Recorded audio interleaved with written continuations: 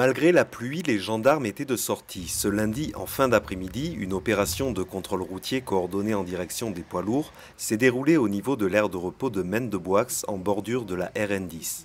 Gendarmerie nationale, DREAL, agents de contrôle et de métrologie, inspection du travail, les camions ont été contrôlés minutieusement.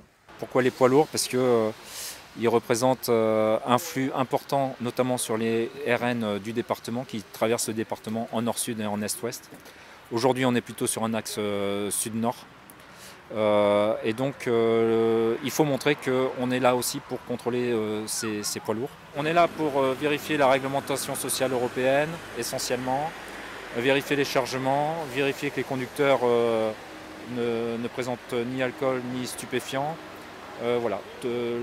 Chacun met à profit sa compétence dans un domaine particulier et nous, au-delà de ça, on assure la sécurité du contrôle, la sécurité de ce qu'on peut faire transiter sur l'air.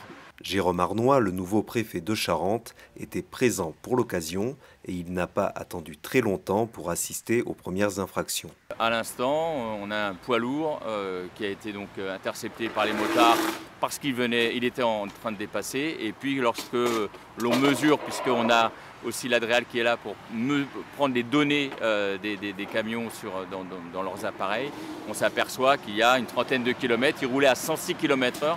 106 au lieu de 80, donc double infraction. Pour l'instant, on est à un total de 180 € pour ce chauffeur poids lourd. On va regarder toute la réglementation, donc le respect des temps de pause. On sait bien que s'il n'y a pas de temps de pause, il y a de la fatigue et donc il y a vraiment des risques en termes de sécurité routière.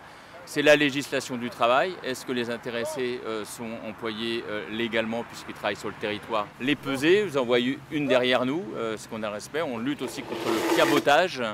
Et puis après, on va vérifier si tous les appareils, s'il n'y a pas de fraude dans les appareils électroniques qui se trouvent sur les véhicules de poids lourds. Au total, entre 17h15 et 19h, une vingtaine de contrôles ont été réalisés à la suite de dépassements, d'excès de vitesse, de non-respect de la distance de sécurité ou de l'utilisation du téléphone. Les différents agents ont mis en évidence deux surcharges, le non-respect d'un repos hebdomadaire, un défaut d'affichage pour taxi, la non-apposition d'une carte professionnelle taxi, ainsi qu'une absence de retour au pays dans les 4 semaines pour un routier étranger.